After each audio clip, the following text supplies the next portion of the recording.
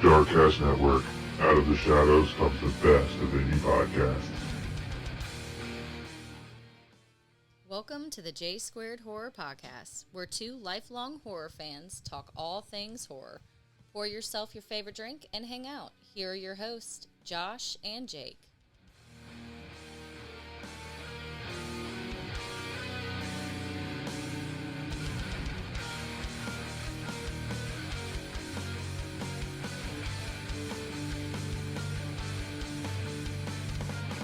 Hey guys, welcome to the J Squared Horror Podcast. My name's Josh. And I'm Jake. And on today's exciting episode, what movie are we going to be discussing, Jake?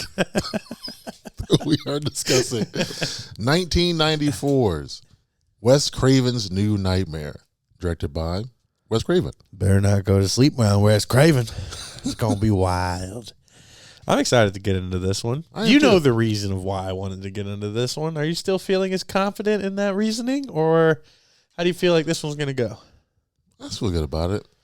Yeah, I do. You remember why I wanted to do it? No, I don't actually. Okay. Well, I thought it was a a good instance of us being able to argue again. Because with the having guests on and some of the different content we've been doing lately, I just decided, let's see if we can go back to the good old days of I hate you, you hate me, but we love each other at the end of the day. Okay, yeah. Because this is one I'm pretty sure you are a big fan of, or you were at some point. I am, yeah. You still are. I still am. Okay. Well, before we get into Wes Craven's New Nightmare from 1994, what would we like to let anyone new to the J Squared Horror Podcast know, Jake? As always, like and subscribe on YouTube. We're on there. You also find us on Spotify. Go listen. As well as Apple. Yeah, you can listen there. And always on Instagram, J Squared Horror Podcast. Linktree in the bio. New episodes every Thursday. Every single Thursday, too. Lifelong horror fans decide to we drink and we talk all things horror. Sometimes we have guests on. But like this episode, it's just two genuine horror fans drinking and talking things spooky. So if that at all piques your interest, check us out. Stick along. Comment. Let us know what you want to hear. We consider ourselves the world's most conversation-based horror podcast. I can't say original because it feels very cocky and condescending at times. So I want to change things up this week. The world's most. We are the world's most conversation-based horror podcast out there. All right. We don't sit there and give you a bunch of fucking fun facts and information on budget and things like that. We don't know where the director was born. We don't know why they decided to do the movie that they did at the time. We probably don't pick up on a lot of the cues that you guys pick up on in horror movies. But hey, fuck it. This is our podcast, and we have a good time doing it. Our fans seem to enjoy it. Yeah. So thank you to all the real ones out there that enjoy us. If you're new to our podcast and this seems interesting, stick along. I can guarantee you one thing. It will be fun, and you will want to talk about it at some point. Now. Yeah, I agree with that. Yeah.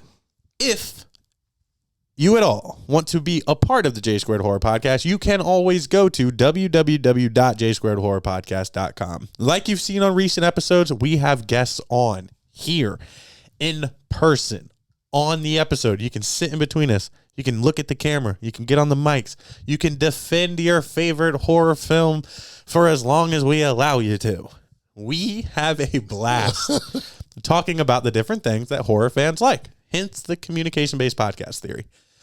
If there is any movie you would like to stand on top of a hill and shout that is your favorite, we'll gladly pick apart different aspects of that movie with you. If you're too nervous to be on the podcast live and in person, we get it. We didn't want to do a lot of this when we first got into it. Very true. It's super intimidating. It can be scary. But if you go to the website, you can not only request to be on the episode, but you can request episode ideas. You can also go to the comment sections on YouTube. You can go to the comment sections on Instagram. Let us know videos or movies that you guys want to hear. It can be theories. It can be themes. It could be movies. Just let us know what you guys want to hear so we can bring you some of the greatest content that we can create to all of our horror fans out there. Now, what I'd like to mention real quickly, I almost forgot, is we are a part of the Darkcast Network. Darkcast Network. Give it up for the Darkcast Network, ladies and gentlemen. They are a podcasting network platform that is strange independent podcast, true crime, dark and spooky, and now some horror. So if that at all intrigues you, we re-release episodes every Thursday. So if you need to fill your podcasting voids, go check out all the content creators over there at the Darkcast Network. They are great. They are super amazing to us. They help us out. They promote our stuff every week. So we'd like to give our fans an opportunity to go to check out some other great podcasts. And that, ladies and gentlemen, is my intro. Now, Wes Craven's New Nightmare is a very one of one for especially 1994. People weren't doing what the fuck this was in 1994. They were not. To me, I'm going to say it right now. Yes, sir. This is tied. Oh, shit. Or maybe 1A, 1B of best in the franchise. For Nightmare movies. Correct, yeah. Is it technically a part of the Nightmare franchise? Like, is it a part of the original movies? Well, do you see what I'm saying? Yeah. Based on the movie? And it is. Okay. No, yeah. That's fine. Well, that's fine. to me it is. That's fine. Yeah. Yeah. I could see exactly how you can make that. Yeah. Yeah, that argument's there. But before we get into the movie super deep, it's only available to rent on like YouTube, guys. Sorry, guys. Sorry. We didn't know that going into it. We had both seen it on our watch nexts like a week ago. And then all of a sudden, like, the United States was like, we're going to ban it or some shit. Because everywhere I looked last night when I was trying to watch it was, like, not available in your country. It's the only time in my life that I wish we were sponsored by a VPN so we could tell our fans to download that VPN. I was just thinking, NordVPN. I wish we were sponsored by something like that so we can watch these movies. It was like $3 on YouTube. It's super easy to do. I know it's available on, like, Apple TV as well. And I think... what's that brand of TVs that I hate? Roku TV. Yeah. You hate Roku's? I hate Roku with a passion. Why? I don't like the way it looks. Okay. I think it looks super like kids tablet. That's the vibe it gives me. Okay. But yeah, it is one you're gonna, if you haven't watched it in a long time, I would definitely say spend the $3 to watch it. Give YouTube all your money. They don't give us any, so why don't you give them some? I was shocked. So I'm in a whole different world of life currently than I was when I watched this movie originally. Yeah. I can't tell you when I originally watched it. I would imagine somewhere around like 16, 17. Yeah. When I was going through all the movies that I was going through at the time. It definitely, if you're at all a parent of a toddler or at all, a young parent or anything like that, this definitely bodes very well into some fears. It'll probably you not want to have kids. It definitely, and if you do, keep a close eye on them because they're weird. No, it's a cool concept. So the basic synopsis of this movie, in my opinion, is the actress from the original the original actress from the original Nightmare on Elm Street movies. Heather Langenkamp. Heather Langenkamp. You're right, yeah. Heather Langenkamp. Yeah. Is playing herself in this movie. So she is Heather, and she is still the actress from A Nightmare on Elm Street. Yeah. I don't know how many different ones they were doing. I don't know if it was like the whole series. I don't know exactly how like true to date it was. What do you mean? Like, was it 1, 3, 4? What? The ones that she was in. Like, do you think she was only in the original, or were there like multiples? No, because they were like Freddy dies. Yeah, I think this is up to date. So it's current off of the Freddy franchise. Correct. Okay. That's the only question I had. I didn't pick up on it. I don't know the Freddy franchise like perfectly. Yeah, I think she's just in like 2 of the movies. I think it's 3 max. Yeah. Without this one. I'm pretty sure, yeah. When does he die? Because they say multiple times that it appears that he died in whatever her last film was. Because she dies, I thought. I didn't think that I thought she died. He kills her. Yeah. I thought in part 3. I thought it was Dream Warriors. I thought her final like hoorah was that she comes back like the helper or some shit. Yeah. So maybe we're both a little confused on that. Well, Freddy doesn't ever really die though, does he? No, Freddy doesn't die, but she did. So how do you continue her on? Well, Because they were asking her to be in the newest one. Maybe they were just ahead of the curve for us bringing back characters. Oh, yeah. Bringing back legacy characters. Yeah. I mean, yeah, very true. Yeah. Good old Wes Craven. It is cool because, like, Wes is in this. Yeah. He's in there. I like seeing the director. Also, Robert Englund is in this. Being as Robert Englund. Robert Englund. Yeah. And, obviously, he is still... Was this the last one he did before he hung up the claw? No. Oh, Freddy versus Jason. Yeah. Yeah, sorry. Out of the Friday or out of the Nightmare franchise, this was. I thought I hated this movie. So one of my biggest reasons that I was gonna like come at you about this movie was I hated the way he looked. I did. I hated the way he looked until I watched the movie again and realized that that's not Freddy Krueger. There you go. It's not. Well, it is, but it's not at the same time. It's the entity. It's an evil entity that appears as entity. Freddy Krueger like. Correct. Yeah. So I take that argument back, and I'm pretty sure you can go back. I think it's also the best looking Freddy too. I don't know. I'm just so partial to the original one. I like the jacket, like the gloves. I don't like the leather pants. I was not a fan of that. I don't like that he doesn't have a hat either. I love the fedora. He has a hat in certain scenes. Oh, does he? Yeah. No, I didn't think he did. Yeah, the scene where he there are scenes where he is old school Freddy, not new school Freddy. Like in the clouds, for some reason, when he like appears, he's original Freddy Krueger. Yeah. So I think that's like super dream world Freddy Krueger. When he kills the babysitter in the hospital room, he has a hat on then. But it's not like the normal fedora. No, because that's not Freddy. Oh yeah, it's not Freddy. It's the entity. That is Freddy Krueger. Entity. Yeah, so I do, you know, on behalf of some of the arguments that we've had, I don't know if we've had on the podcast or not, but I was wrong because I was like, as I was watching it, I was like, I'm a fucking idiot.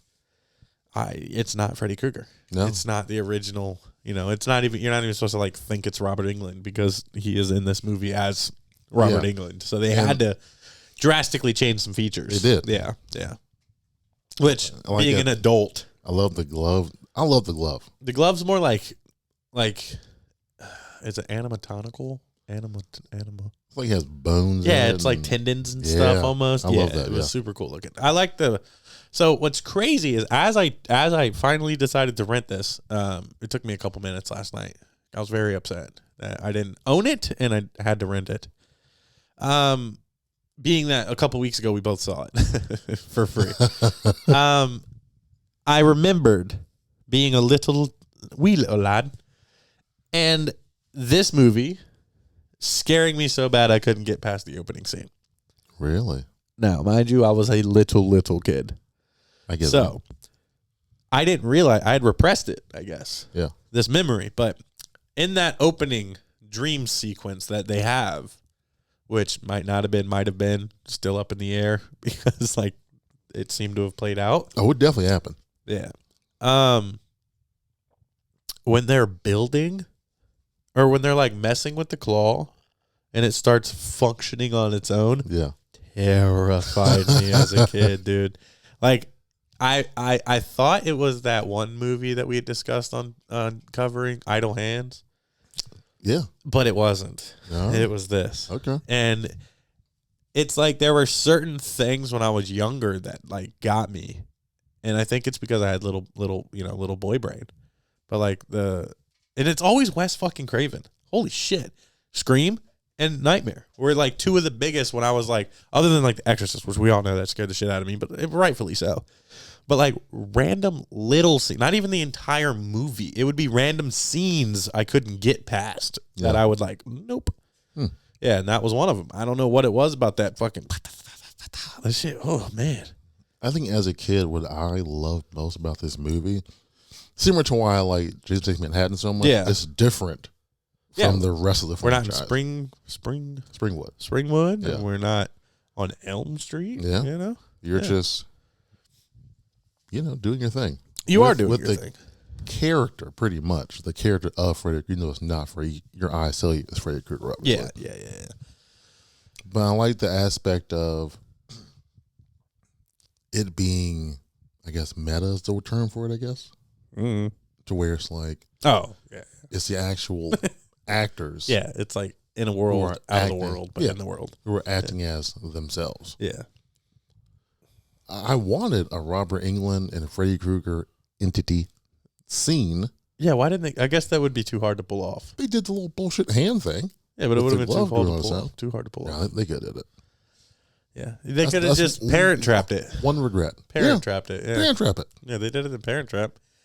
It was funny though, because as I was watching this movie, I had to check what year it came out, and I know that's your job, so usually I don't really look into it. But it gave me such Scream vibes that I was like, did he try to ride the coattails of Scream to make another successful Nightmare on Elm Street? No. He did this prior. This is the precursor to Scream. What the fuck? Yeah. You precursored Scream, which is a epic and still going horror franchise. Whether you want it to be or not, doesn't fucking matter. Yeah. It's a successful movie franchise in its entirety. Most people don't hate them to the level of like Halloween or Nightmare on Elm Street or even Friday the 13th. Sure. There's usually like 2 or 3 of them you pick out of that whole bunch and you're like, these are dog shit. Yeah. But we love the franchise. Yeah. Scream doesn't typically get that. Nightmare does, because it's like there's some fucking weird ones. There's like weird connotations in the second one.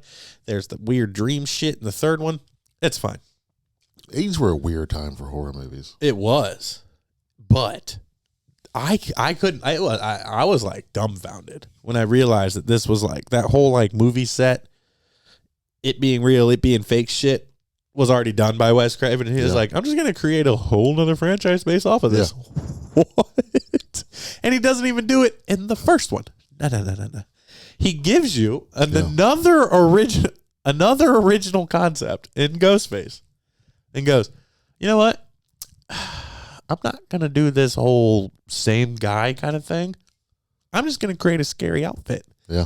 That's going to terrorize people because you don't know who the fuck is in this outfit. Yeah. And then I'm going to use the same dynamic from Wes Craven's New Nightmare for like 2 movies in the Scream franchise. Huh? And what's crazy is that the Scream franchise is parodied so much because of that, and yet it was done 2 years prior. Yeah. In Wes Craven's New Nightmare. Yeah. That is mind-blowing. Mind-blowing to me. Like, we talk about John Carpenter all the time, but god damn. Wes Craven, yeah. He's a goat. A true master of horror. He is. Yeah. He's in his movies. So is John Carpenter. But, man, I was shocked and happy that I was wrong. Because I was going to be kind of pissed. You know, if like you do Scream and it's so huge, and then let's say even if you popped out Scream 2, and then you did this whole vibe, and then to me it would seem like you're just trying to revamp something that isn't vamping. But I was very wrong. So I love that. I mean, up until this point, the Nightmare franchise was kind of like done. Yeah. So this revamps it. Yeah. And then he waits till 96 to just revamp horror just in general. Yeah, 2 years later. He revamped something to be like, I'm not going to do anything else with it. Yeah. True. I'm gonna breadcrumb you some Hansel and Gretel and call it a day. Yeah. What? Huh?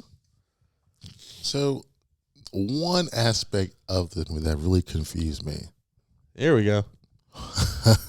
Was Adult Jake's finally here. The reason, so Wes Craven's talking to Nancy, talking to Heather and telling her she has to play Nancy one more time. Yeah. He's written a script. It's writing itself. Yeah. Yeah.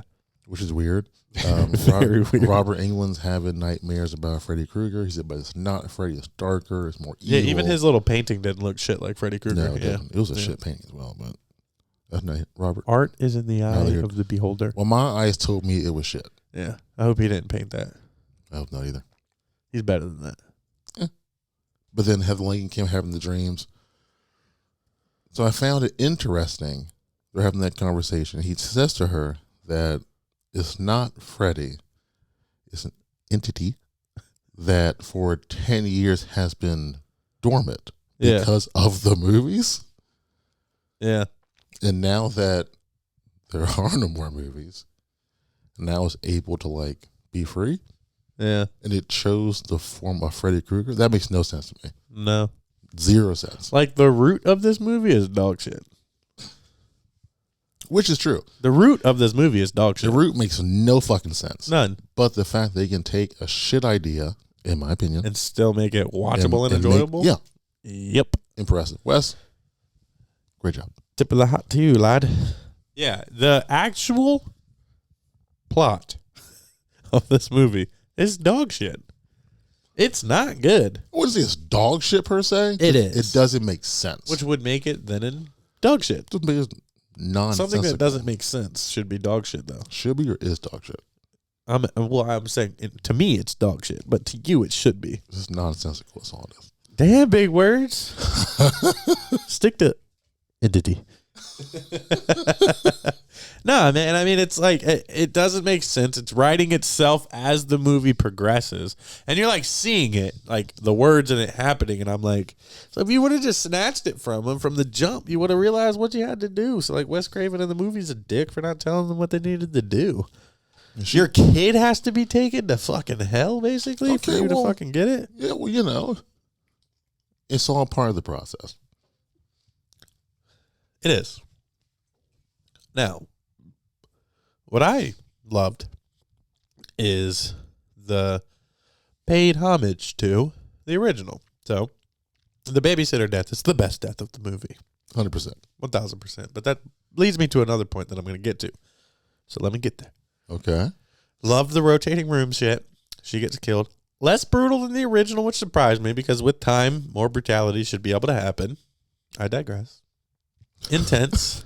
Instead of it being a boyfriend, it was a little kid. And the nurses, it's very scary. It's very, you know, she's a very lovable character. She's been sweet from the jump, so it completely 86s the trope idea. Nobody's having sex in this movie. Nobody's doing drugs. Nobody's drinking. So it's like, how do you still create something fearful and not tropey? He does a good job of that because in this movie, it's like anybody that's trying to help are the ones that are getting killed, which is crazy. Because you know the final girl is going to be. You know who the final girl's going to be, but yeah. you know, you still hate the fact that like a couple people got. And so that brings me to what I hate about this movie the most. Okay. It is a Nightmare on Elm Street movie. Or a Freddy Krueger movie. Or a new Nightmare from Wes Craven. But his nightmares got weak as fuck in the 90s, bro. There are 2 kills in this movie. Huh? Okay. Huh? Huh? Now you say that as if there are plenty of kills in every other Nightmare movie. There's like epic ones. Yeah.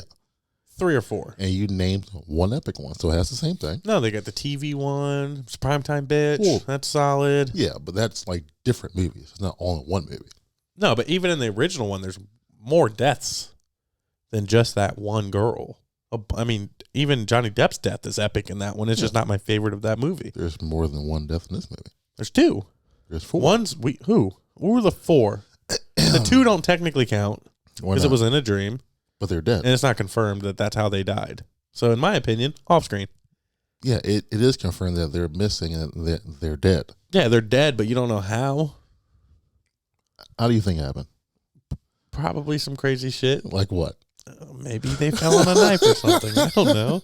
But it's not. So like, it's the only instance of like the unconfirmed for the entity that is Freddy Krueger. I mean, but you get 3-4 deaths. You get 2. You get 3-4 deaths, which Get is 2. pretty on par for the franchise. You get 2. It's 2, dude. You're stretching for 4 because you know that I'm right, that it makes it a weaker movie. It doesn't. But, you know. The amount of kills not dictate the movie. In a Nightmare movie, it should. If it's a new Nightmare, it should be more kills, in my opinion. I also feel like, like mentioned earlier, it's not necessarily a Nightmare on Elm Street movie. no, it's not. You're right. But Wes does a good job killing some folks. He does. Even in the Scream franchise, he kills multiple people, and it's pretty brutal. But this isn't. I know it's not, but it's still Wes Craven, you fucker. Yeah, but it's not Nightmare on Elm Street. I didn't say it was. what I'm saying is, But you said it was a part of the franchise. yeah. So that means it is. But what I'm saying is, okay, here we go. As the viewer, it's a part of the franchise, correct? In the movie, it's not. It's real life to them, so it's not a part of a franchise. Oh, that's a weak argument, but I could see where you're going with Weak? it. You're reaching. You are No. reaching. It's like your comeback last week with Jordan. You know, it's First like of all- sometimes you got great moments, I'm glad you brought that and up. other times you That got comeback, weaker first of all, moments. was not that fucking bad. I think the fans agree. Ross agreed. Who else? The whole song was Ross. That's it. Who else agreed with that? Well, Mama Divine. We didn't talk about that. Wait, you're kidding me? You didn't talk about that? That one moment? Yeah, No. it was an important moment in the I didn't want podcast. to talk about it. Why didn't you want to talk about it? Because you know your comeback was weak as fuck, dude. I mean, she's listening now, obviously. Hey, yeah, Mama Divine, comment down Yeah. below Yeah, I think if you thought that his comeback last week was at all good. Dude, it was your weakest probably ever. And it's funny because, like, if you rewatch the episode, like, you're really thinking about it. And then you I send was it, thinking about and it. I'm like, womp. And look, they're not all home runs, dude. Singles, doubles, and triples all count for something, right? I guess I'll be the single king then. You're the single king, baby. Nah, it was not your best work, and I feel like you're reaching just as far to make this point. No. This is my full circle moment here. In this episode on New Nightmare, it's like, yes, I can understand as a viewer. It's a part of the franchise, but in the movie, it's not a part of the franchise. No movie is in the movie in the franchise, dude. It's like that's such a weak point. Unless This is a movie. Scream is Within Wes the- Craven is he's the trickiest motherfucker. Yeah, he did this shit with Stab and He Scream. does it with This is Stab and Scream, He he was like does. his thing during the 90s. I don't know. I get it. You're right in that aspect. I know. But the difference is in Scream, the people are still a part of it and Stab becomes a part of it. Where Heather, it's never just after Sidney Prescott and then she becomes, what's her name? Neve Campbell. What? Yeah, exactly. You're already confuzzled, and I'm right. At no point in the Scream franchise does Sidney Prescott become Neve Campbell. True. Yeah. So your argument's invalid. And at no point in this movie did Nancy become Heather Langenkamp Yeah, they did multiple times where people were calling her Nancy. because she was in a You parallel universe or something. you just invalidated your argument though. No, I didn't. There has never been an instance in Scream Okay. where she is Neve Campbell. She Yeah, is because Sidney they're two Prescott. different fucking movies. That's why. But Yeah. that's why I'm saying it's a little confusing No, with it's not. the whole is it in the franchise, is it not thing with my killing count. No. Yes. It- because the it movie is itself- legitimately in the fucking franchise The because movie Wes Heather- Craven's New Nightmare yes. is obviously a part of the Nightmare on Elm Street franchise. In the movie and out of the movie, yes.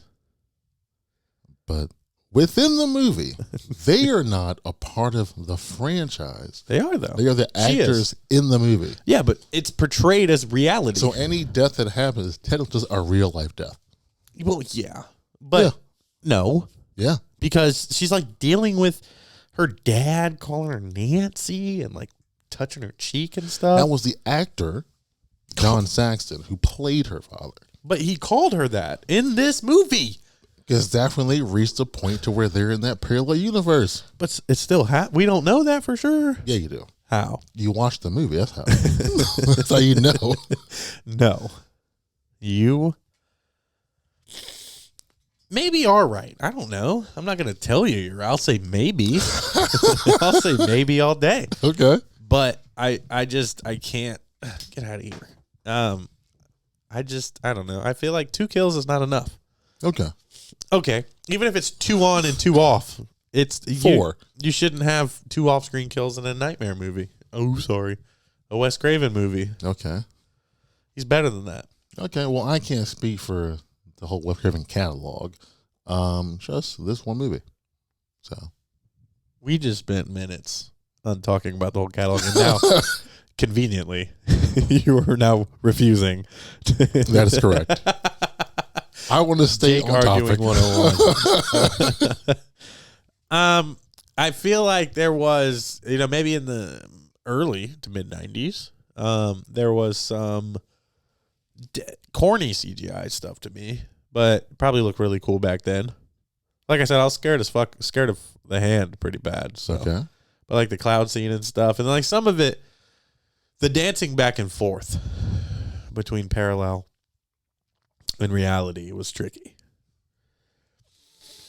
for me. Wasn't the biggest fan of that. That's probably if we call a truth on the killing part, this is the weakest part of the movie. Then the trickiness between parallel and human world. Yeah, because then it really gets morphed once the girl dies in the hospital. Yeah, at that point, she's pretty much full on just Nancy Thompson all of a sudden. Yeah, that's what I didn't like. That's what I didn't like. Yeah. So it's very. I'll agree with that. It's very tricky. And if we come to terms on the argument we just got through for minutes, I guess it's just because I guess there are so many iconic deaths in typically Freddy Krueger Nightmare on Elm Street movies. Okay. This one, other than recopying one, I feel like I was robbed. I guess is the biggest point. The car scene was weak as fuck.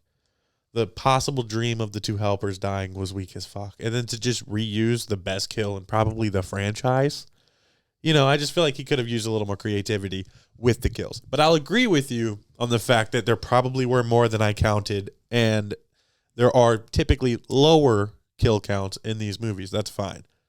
But this point is hard to argue, and I think that's why you're just going with the agreeing factor, because the gray streak, the whole dad shit, and then the running across the traffic, and is this real, and how the fuck are y'all dodging traffic in reality? Yeah.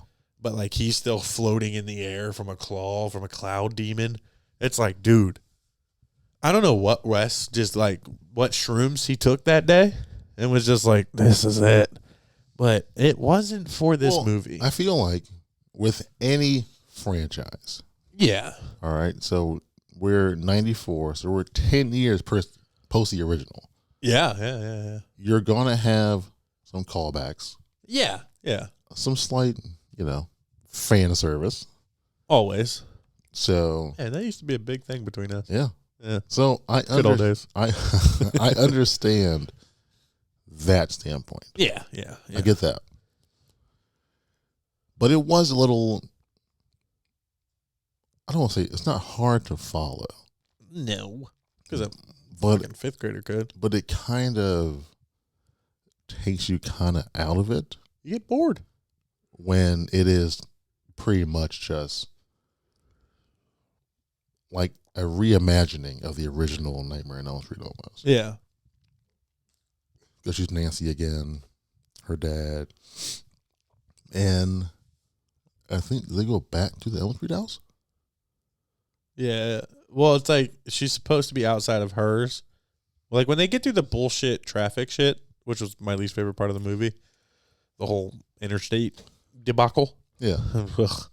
Just green screen traffic with her getting hit by a car at every bit of 55 miles an hour. That in reality. That is Freddy Krueger. Okay. Because in the clouds, it was Freddy Krueger. Yeah, that's not the entity. So was this all fake? That's what I'm so confused on. Why in that scene, where it's they led up to it perfectly, where the only reason the kid was doing that is because she earlier said, do you know how to get home from here? And he was like, yeah, across the interstate. Yeah. So I understand that thought process. He escapes because his babysitter got killed, and then he's running away from the problem to go home. I get that. But why is there then this cloud-like Freddy Krueger, not this new nightmare? Yeah. And just this whole scene that makes every bit of no sense. Whether it's dream or whether it's reality, girl gets smacked by a car at 55 miles an hour. He is dodging. It's about to be Pet Cemetery all of a sudden. He's dodging 18-wheelers as a toddler left and right. He gets picked up by the claw of Freddy Krueger, and he's dangling in the air. And then you look up to what you should expect to be the new nightmare, because it seems like this is all following in reality more than anything else has. But it's Freddy Krueger now. And he is old school, Nightmare on Elm Street 1 Freddy Krueger. And you're just like, did they fuck up? That was my honest thought. I was like, oh shit, they forgot that they have a new looking Freddy Krueger now. Like, that's what I thought. Because it's so crazy to me that even if it is a dream sequence, it is up until they get to when they get to the house, that's where it takes the turn on being the original.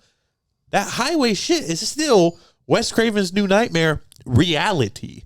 So I don't know what the fuck happened, like what the thought process was there. And it honestly just took me completely out of it. Did it? It did. And it sucked because you're now leading up into the epic showdown. And I was just like, I'm still stuck on why the fuck I had to endure that. Because it's like, even if you did that, right? But then you did the new nightmare, if you will. We're just going to call him the New Nightmare, right? If we did the New Nightmare in the clouds, this whole car interstate scene makes sense, because then once they get clear of it, she is now so traumatized by that, her only choice is to escape into fiction, which is the original movie. But you sprinkled in the weirdest shit in this car scene. Okay. It just fucked my mind up, dude. So it really did. For the longest time, I always thought it was just there were two. It was earlier in the movie, like just getting like the phone calls and stuff. Yeah. To me, that was Freddy Krueger. The fake monster from the movies. Robert Englund. Maybe somehow you see the shit with the script. Maybe somehow through a dream or something like that, Wes Craven brought Freddy Krueger to life. Okay. I'm trying to track here. That's what I thought when I was younger. I feel like I'm dodging traffic. But then you see New Nightmare. His whole demeanor is different. That's not Freddy Krueger. He's still got parts, but yes. Parts, yeah. So there's a scene where she's like going to the closet or something like that, and his head pops out. Yeah. And either he says like, "Did you miss me?" So yeah, that would be Freddy Krueger, right? Yeah, but it was the new guy. It wasn't the old face. It was the new face. I remember that scene crystal clear. So it was the new face. Yeah. But he says a Freddy Krueger line. Or something that Freddy Krueger would say. Yeah. Yeah. That's what I'm saying. He he would just randomly sprinkle in old school Freddy and be like, oh, fuck, it's a new one. And then just like, we're not going to reshoot it.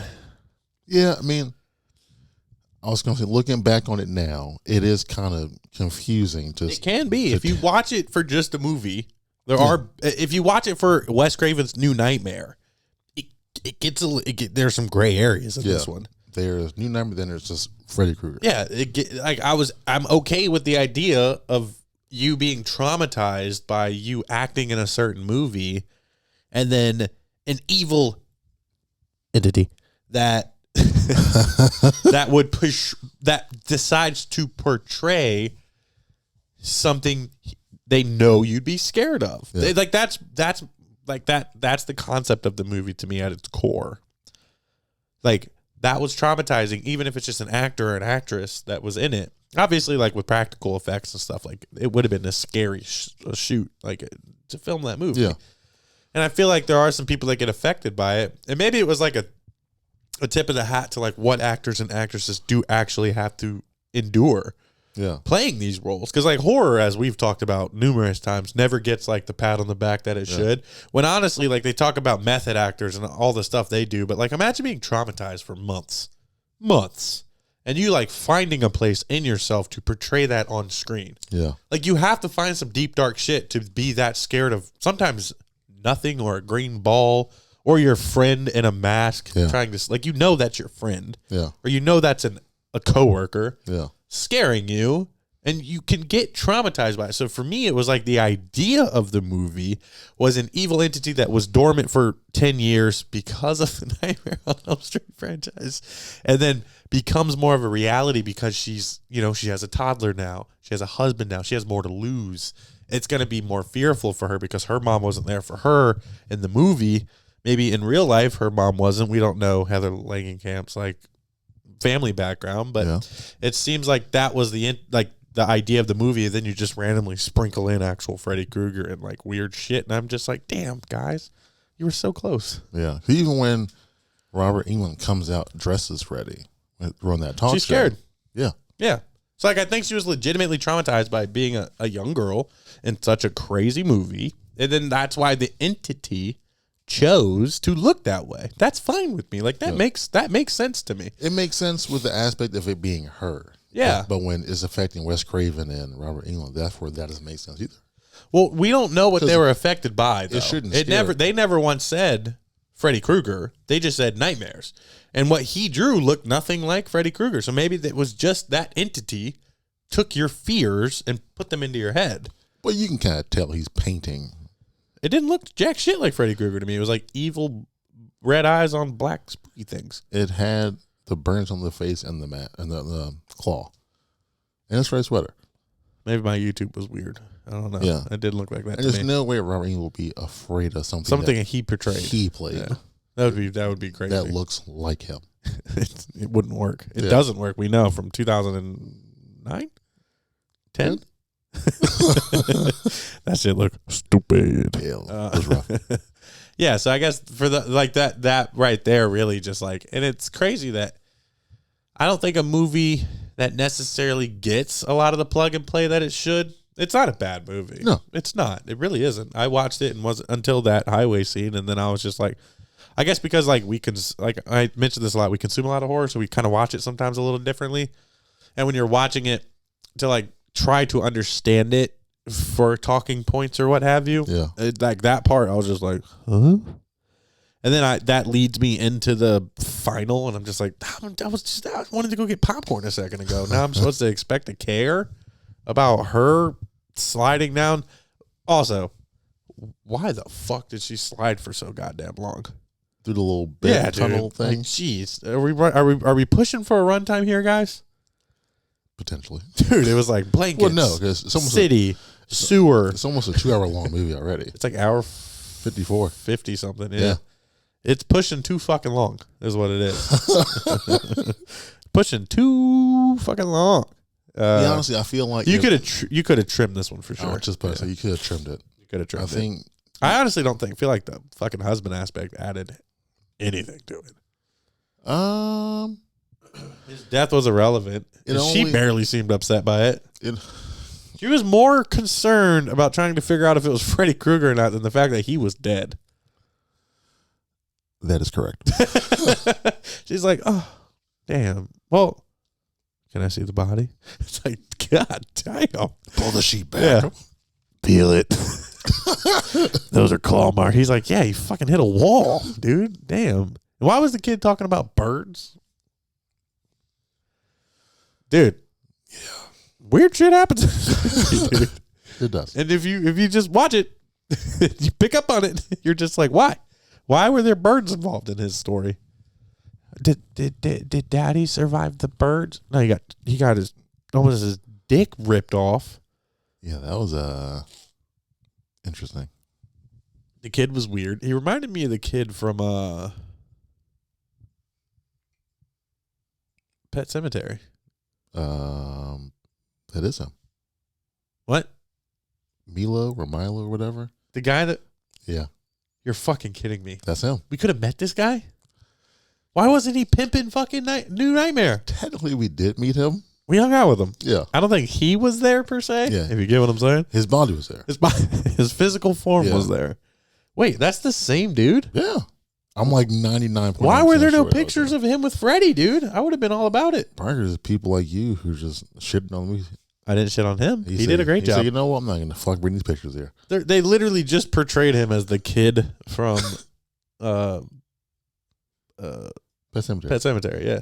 And what's crazy is then they did a fucking 18-wheeler scare in this one. Yeah. And I thought to my head, we just got Pet Cemetery here. And there's a movie, I think like a short film a year ago called Dylan's New Nightmare. I saw that in his IMDb. Yeah. Yeah. He was like, fuck this one. Damn. But he loves his yo-yos and glow sticks. He does. He does. He's Pretty a sure he dancer. likes Molly. If I was to guess, it's either ecstasy or He's a Molly. very small man as well. No shoes, bare feet. He's like 5'3". We were in that green room party. And I'm Yeah. just like, everybody. What's funny is, do you remember the owners of the party being like, hey guys, this dude right here, he's Yeah. gonna do this. And then like they told us that like at the bar the night before. We just like to, we were just laughing about it, you know, Yeah. because we don't meet celebrities. Yeah. As you can tell, we have local guests. Yeah, they mentioned him being like Super into EDM and like the lights and glow sticks and Yeah. stuff. And it was funny because like the owner of the convention was like doing it like at the bar with us. I shit, you're not. We go to this, which we shouldn't have been there anyway, but we get invited to the green room party because we're just those guys. People enjoy having us around. And like, it's crazy because like we walk into this green room party and there was already a crazy moment that happened the night before for us. But like, this is literally a room full of all of the celebrities of the convention we were at. Yeah. And as we walk through the threshold of the room, they stop. The owner of the convention yells out, J Squared Horror. And we're like, yeah. And everybody's like, yeah. And we're like, holy shit, this is awesome. And then like, we're getting drinks and they're like, you guys paid, right? We're like, oh, Jake, give me 20, 40. But no, it was really cool. We had some friends with us and like met some different people. But as the dude, this kid started, the owner of the convention looked at us and was like, I told you so. And I was like, holy shit. Then off in the corner, Yeah. he is just doing his thing, getting it, sweating, Fucking yo-yos and shit going. like sparkly string shit. And we're just like, oh, damn. And he's like 5'2". Yeah. And we're big. Like, we're both well over 6 foot. And it's just like, holy shit, this is wild. But it's funny that And is he the was thing. late the next morning. Late. So like, he didn't get there hours till, like late. noon. And I think like our table setup time was like 9:30, 10 o'clock. But yeah, that's super funny that I thought he looked familiar and I thought I saw it on IMDb. I'm happy you confirmed it for me because he didn't promote it at all. But how do you feel about the final, man? Like, are you okay with it? It's definitely the callback to them reading Hansel and Gretel. Yeah. Boo. Yeah, I thought that was super lame. Yeah. I feel like that was a rushed ending It's what's crazy is so because he's never been defeated that easily ever. No. Ever. Well, And if this is a new nightmare and an evil, entity. then I don't understand why it was so easily defeated by a Yeah. child and a girl who's very conflicted in who the fuck she is. Some identity crisis in this movie. Yeah. I will end with this. Yes. Watching this movie as an adult, unfortunately, there are some things that don't hold up Yeah. and don't really make a lot of sense. Yeah. Now, does it take from my overall enjoyment of the movie? No. It really If doesn't. I'm just watching it, Yeah. no. If you're watching it just to watch it, like, you're not going to have these same, like, Yeah. you might talk about it after. Yeah. But it doesn't, like, Take away from it. as hard as it was for me to get through that freeway scene that really bothered me, I didn't like turn it off. I didn't want to get to that point. I just got bored and taken out of it. And that was just because I honestly just didn't understand what the fuck was going on anymore. Yeah. And then for it to turn into what it did, I was like, okay, you know, they're not all winners. Because I sat down knowing what my rating was going to be when the episode first started. Okay. And how are you now, feeling now? It has changed. Higher or lower? Lower. Significantly or just a bit? I would say, Like a mid? yeah, at least like 2-3 points. Holy shit. Was that because of me? Yeah, it was. Yes. It was. Well, I feel like I agree with you for the most part on that. Your overall feelings of the movie. It was interesting. So with that, we don't have any other points or topics to talk about in Wes Craven's New Nightmare, No. 1994. So with that being said, Jake, on a scale, It's going to hurt. From 1 to 10, where do you rate this movie? On a scale from 1 to 10, I rate this movie a 5.2. Wow. Yeah. What did you come in here with? 7.5. No shit. Yeah. That's significant. Yeah. Wow. Just a lot of stuff that I guess from watching it, I'm like, I love this movie. It's okay. Yeah, but then you talk about it.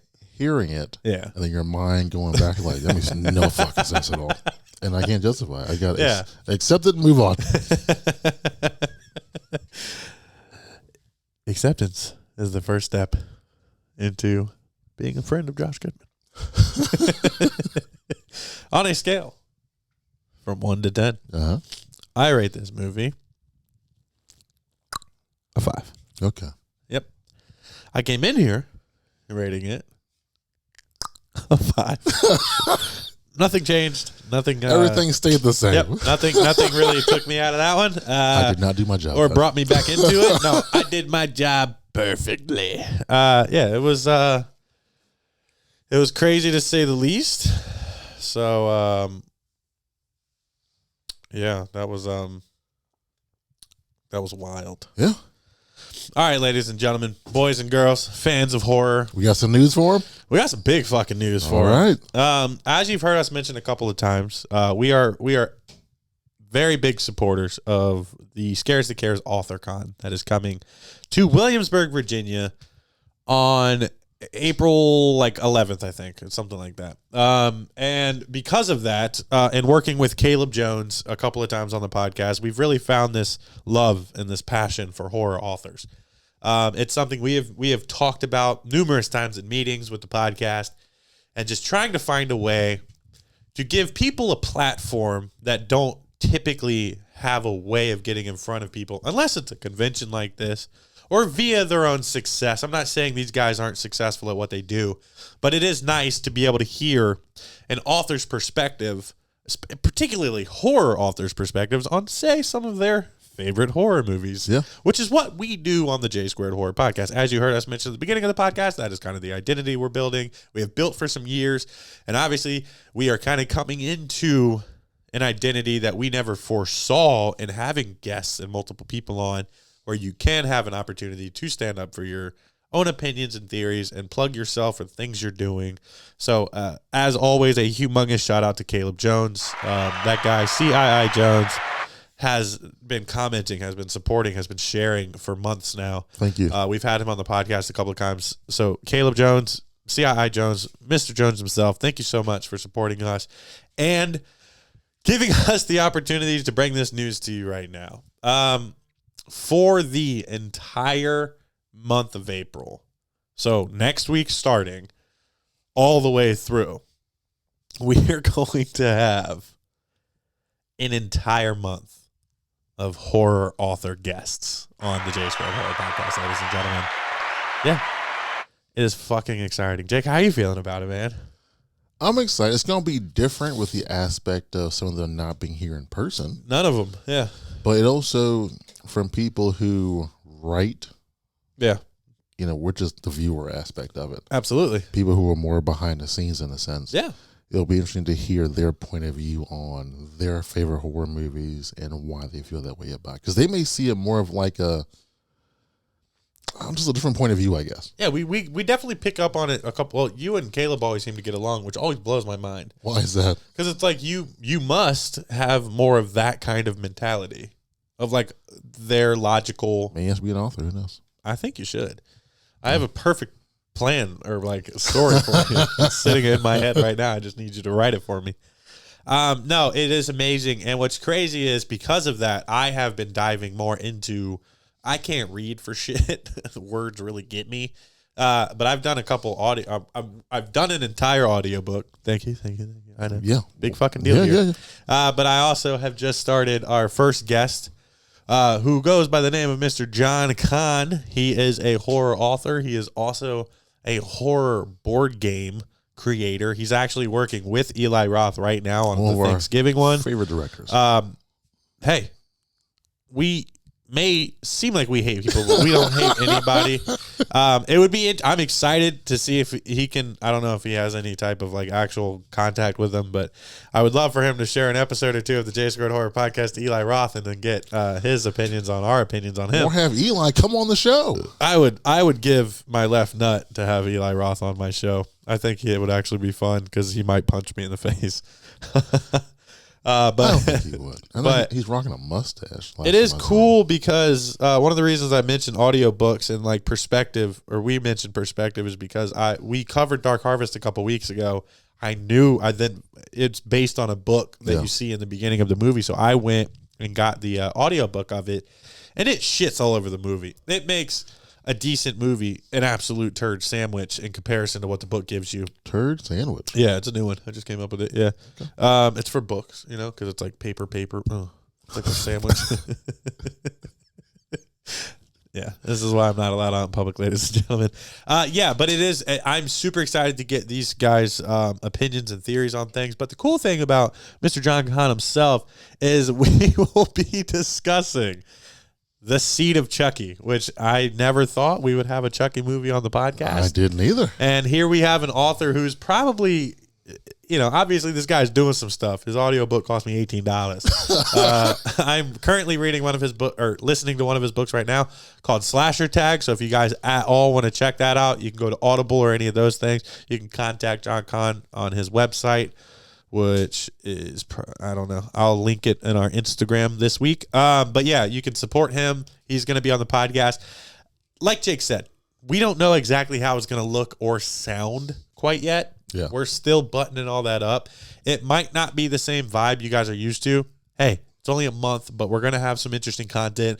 These might be ones you want to listen to more than watch. Whatever you guys decide, we just hope you guys want to support us and supporting an idea that we have that we've been thinking on for over a year now, where we've really made a push for this. And thankfully, the people we've met and different events that are coming up, we get to do stuff like this. So we are super excited to bring you guys an entire month of horror authors. And we're going to have 5 altogether because there's 5 weeks in that month. I'm figuring out the last one now. She emailed me the other day, but I'm super excited about it. So don't forget, Mr. John Kahn, Seed of Chucky next week. Go check out the movie. Go check out some of his stuff. Yeah. I will share some of his information on our Instagram, definitely Thursday, but prior to that, so we can prepare on having him on the podcast. Is there anything you want to mention or say about any of the things we have coming up? Nope. Love his excitement. Huge shout out. Sorry, guys. Huge shout out to our main supporters. Jeff Balance, who does our design work. Lucky Riggs, who does our intro and our outro music. I apologize for forgetting you guys last week. It happens.